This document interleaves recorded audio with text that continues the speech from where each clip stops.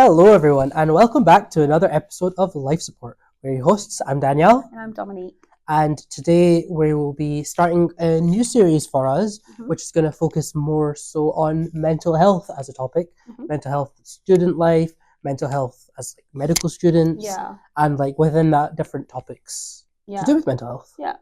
And maybe some advice and signposting as well. Just give a general overview of how we've sort of managed our own mental health throughout our journey. But yeah, before we start, you can follow us on Instagram and TikTok to catch our reels, stay up to date with our stories and what's going on, when the episodes are going live. And you can catch the episodes on Spotify, Apple Podcast, and YouTube, where you be sure to follow, subscribe, share with your friends, and stay up to date. And also, when we have topic episodes like this, we're going to be doing Q&As. So definitely on Instagram and maybe TikTok, but mainly focus on Instagram.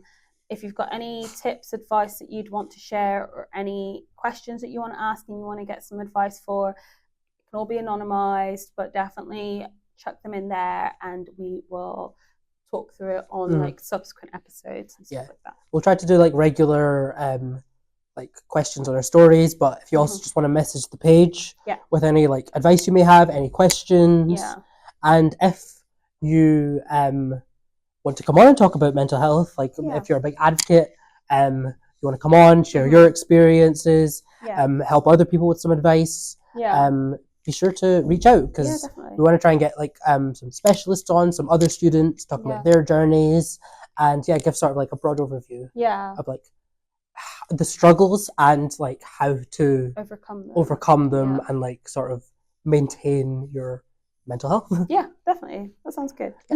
But for this episode, we're thinking just a broad introduction. We're going to talk about our experiences, more so as students. Yeah, students and medical students, and just sort of our background. Obviously, you guys know our backgrounds in terms of our academic life so far, so we won't delve so much into it, but more just how we've felt and coped and managed along the way. If you want the full story, because we've talked about our application, our school, our current, our first, second degrees. year, past academics that we've done. So be sure to watch the previous episodes. We more so delved into those in the first few. So if you want to hear more about that, on getting into uni and starting transitioning from school to uni, a lot of information on. So be sure to check those out. But talking about mental health as a student. So do you want to start? How has your journey been with mental health in general? Oh, I would say it's been probably, like most people, a roller coaster. I think in general, I tend to be quite reserved with my mental well-being.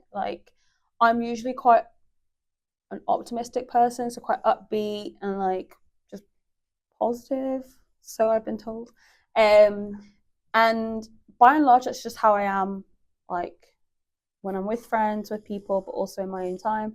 But I know that when I get very stressed with exams, uni, I would say my mental health does take a bit of a hit. And I think it's definitely around sort of burnout and that feeling of being very overwhelmed. And then because I've just been doing a degree in chemistry that's very intense, and then medicine also very intense, a lot of really academic people around you, people that are very smart, you do get that sort of perfectionism mindset, so that contributes to burning out. And then sort of imposter syndrome, so thinking, oh, I'm not that smart, I shouldn't be here. I've definitely dealt with those and still do deal with it today. So I'd say those are the elements of my mental health that have sort of been the most prominent. Anxiety and depression, I haven't really majorly suffered from it. I've definitely had moments where I've been very anxious about things. Similarly, I've had things go on in my family life that have been quite difficult, and have made me feel more down and sort of lacking the motivation and stuff. But I wouldn't say that I've ever been I would say clinically depressed or dealt with depression in that way. So I think overall my mental health has been relatively okay during my time at university, just dips when times get a bit tough. But I think that's normal for everyone. What about you? So, where do I start? He's like, take a seat. So, I guess there's a couple different things. So, like, I sort of developed like from childhood onwards that I do have like a bit of like not even a bit, quite like moderate anxiety. Like sometimes, like in general, my mind's like constantly just thinking worst outcome, worst outcome. Right. I'm like I meet people, I'm like, oh, they hate me. Oh no! No, like it's not great, and it's hard. Like I've gotten better at talking about it now. Yeah. But like for a long time, it was like, oh, silently suffer. Right. Because like I would go through sort of phases, and like people who know me know there's like sometimes like there'll be like consistent times where like I'll see my friends and stuff, and then there'll be like a month or two where I just drop off the face of the earth for them. Right. Yeah. Because I'm like, oh, they don't like me. Like I should stop seeing them. Oh no. That internal fear. That internal fear of like they hate me, so I'll do them a favor and not see them. Oh no. Yeah. And that like constant like, oh, the first time I meet someone, they hate me. And then like sort of analyzing everything that I did when I met that person. Yeah. Okay. So that's been anxiety. Sort of like I wouldn't say peaks and troughs. It like goes high and then it levels out. Goes high and then levels out. Okay. So it's never not there, but it is like constantly like. You have like a baseline of okay, this is how I have a baseline that I've managed to adapt to. Not like a functional level of like functional. Like I can go out, I can study, I can like interact with other people while also just having everything in my mind. Yeah. And then sometimes it like peaks too much. That's when I'll get like panic attacks. I'll get like a bit more severe, like, oh, I want to stay in my room, just don't let anyone see me sort of thing. Yeah. Oh bless. That's been that. Going more so into like what you were saying, like with university as well, closer to exam times, it does like peak, like oh, so much to do, like overwhelmed. Yeah, overwhelmed. Like you have their like portfolio stuff that you have to do, like different like essays and stuff, exam stress, like burnout as well, which all things we can talk about in like future episodes. Oh, definitely, yeah. Yeah, but yeah, going more so into the other aspect of that, for me, my mental health, especially like there was a big part coming out of school and like sort of my later years of school where I would have said like I was clinically depressed looking back at it. Okay. I was never diagnosed because there was like a lot of stigma. Right. Yeah, so like I was like, oh, I don't want to say anything. Yeah. You feel like you'll be judged or like I'll be judged or like shunned. Different like opportunities will like everyone's gonna find out and everyone's gonna find out and they're gonna treat me differently. They're gonna judge me for it. Right. They're not gonna want to see me again. They'll be like, oh, why would we want to see that guy? He's just a bummer. That sort of thing. But like looking back, it's like looking back, I see it as like, oh, I should have probably got help at that point. Now it's like better. There's still those like sort of like everyone talks about seasonal depression. Oh yeah. So like certain like moments like certain like like maybe like a month or something where I'll just like dip. I don't want to see anyone. I don't want to be social, that sort of thing. And then sort of like coming back to like a baseline. I wouldn't say like I'm not as outgoing as like you are, but like I'm generally like I like to keep to myself. Like I'm a bit more reserved and like shy, but like I still like to be involved. Yeah. I just find it a bit harder with that background to sort of put myself out there. Yeah. I would say. I mean, I remember in first year it was maybe that we were chatting. I think we were like starting our little gym journey. Yeah. And you were saying like, but I'm just gonna say yes to every opportunity. Like I want to get into that mindset because I want to get more involved in stuff. And having known you for this period of time, from then till now, not maybe knowing your mental health background, I would think quite differently. Like I would say, like, you're an outgoing guy, you're super friendly, super social, super bubbly. Like I wouldn't have ever thought that you think that way, if that makes sense. You know, like it's funny that you think, oh, people must see me through this lens and they must hate me and they don't want to be my friend or anything. And I'm just thinking, I think most people I talk to, if not everyone, I'm like, Daniel's a lovely guy. He's great fun. Do you know what I mean? So, yeah, it's interesting, and maybe interesting the way that like you made that conscious decision to say, like, because of how you know you are yourself, you said, I'm going to say yes, and you have, and you've gotten so involved in so many things, like even doing this podcast. Like you would never know that that's like something that you had to deal with or have to deal with on a day to day. So yeah, I was like, it's like something that I've been trying to like do sort of like to help as like I was talking to people like who are close to me, like my brother and that. I've been trying to like sort of step out of my comfort zone because like especially like before medicine, I like if I didn't want to go out, meet people, meet my friends, that sort of thing. Yeah, I wouldn't. I would just stay at home, and that's what happened for like a whole year sometimes. But now like I'm sort of slowly like baby steps, like trying to like slowly like, oh, let me do that. Like it's a bit uncomfortable for me, but like if I do it, I'll feel more confident. I'll like sort of not get back to that stage that I was before. Yeah. So it's sort of been like a balancing act as well because I have a limited battery as well. Yeah, I was gonna say, do you ever feel like some of that wanting to just stay on your own is just your social battery's out and you're like, I just need to chill? Like, not so much I think people hate me, but I'm tired. Well, there's that element. Like sometimes I'm like, right, I need to go home. I'm too tired. But it's that like first step, like I would say like wanting to do something and like sort of get going to like that thing, like going to the gym. Like the journey to the gym is probably like the hardest like thing. Like I don't want to do this. So like that's sort of feeling I get with like general stuff. Being like, oh, come to this party. I don't want to, but I will. So like it takes a lot of mental energy to want to do it. And like go do it. But then once I'm there, you have a great time. I feel a bit like better, but like there's still those like thoughts. But like once I'm there, I like try and like I've been trying to like do more to try and like sort of like be okay with it. No, I feel in that sense that way of like you have a plan and you maybe made it in advance and you were like, yeah, I'm so up for it, and then the day comes and you're like, I'm so tired. Oh yeah. And I definitely have the point of no return. Like, well, I was saying like I have a point of no return. Like if there's something I'm meant to go to, if a certain time has passed, and I know I take a long time to get ready, like hair, makeup, all that kind of stuff. If a certain time period has passed, I'm just like, so can't do it. On the other hand, though, if I start getting ready, and for example, I've spent like 10 minutes or more putting makeup on or like doing my hair, then I'm like, do you know what? I might as well just go. Similar for going to the gym, the hardest part is getting out of bed.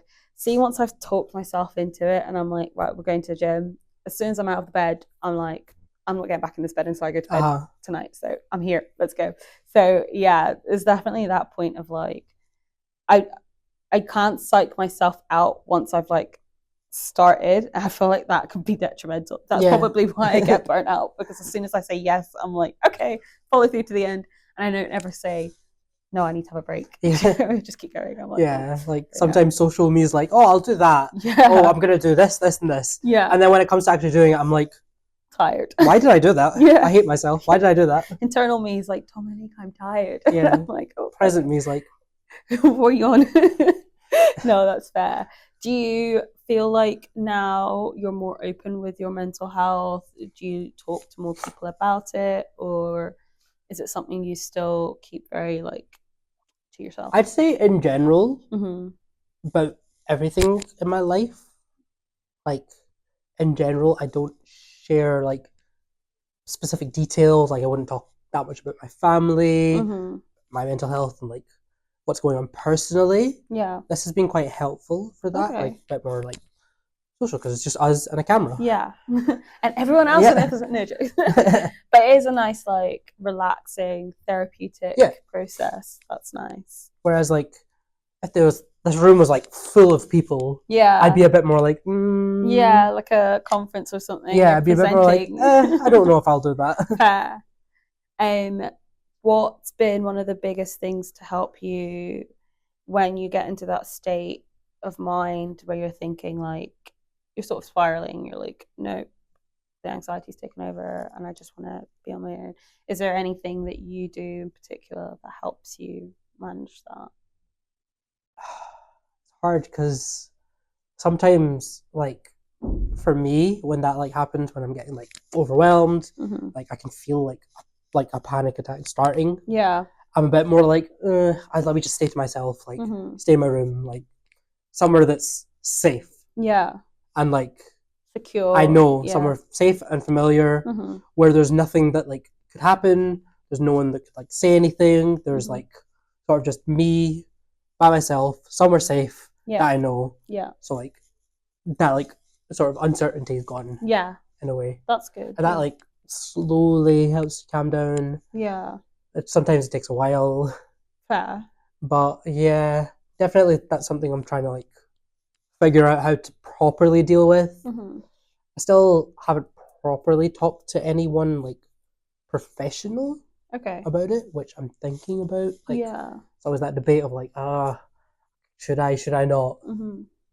I feel like it's always worth reaching out to someone that can help, even give tools to help with it when you're ready, of course, because you don't want to deal with it so long that then it just becomes like second nature. Like, do you know what I mean? Like, because it can be quite draining for you. Yeah, because I feel like right now I'm like, oh, that's part of my personality. Right. And that's just who I am. Yeah. Where, but you know, actually, it's not like. Yeah. I can be social and bubbly and like people don't hate me when they meet me. Like the part of me that's like jealous of like other people who are like, wow. I imagine having like no thoughts in your mind about like, oh, this guy hates me. Oh, why did I do that? That was so cringe. I think you nailed the first part. I just have no thoughts. Just no thoughts. My head's empty. I'd be like, oh, that's nice to have a clear mind. Whereas for me, it's like, pew pew pew. My head's empty, so it can get filled with doing stupid stuff. But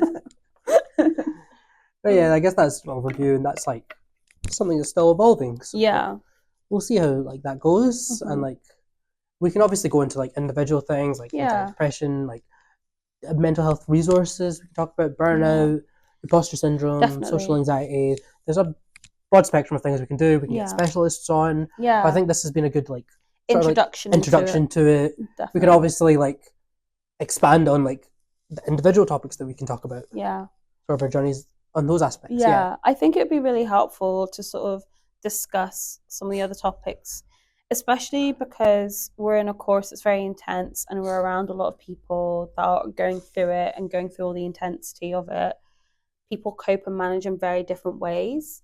So it'd be interesting to hear from other people, get insight as to how they deal with different aspects of their mental well-being, and just be more open. I feel like now we're in a good time, generation of people that are not stigmatizing mental health as much, are comfortable talking to people about their mental health, and if not telling everything, you know, every deep dark thought, you're able to just reach out and say, look, I'm not feeling great, and people will respect that and be a support for you. So I think this is a really good topic to like discuss on the show and like have that moment as a safe zone where there's like respect and no judgment and just openness, professionalism as well. But that thing of like, I feel comfortable opening up. I think that would be nice to do. I think in general with sort of this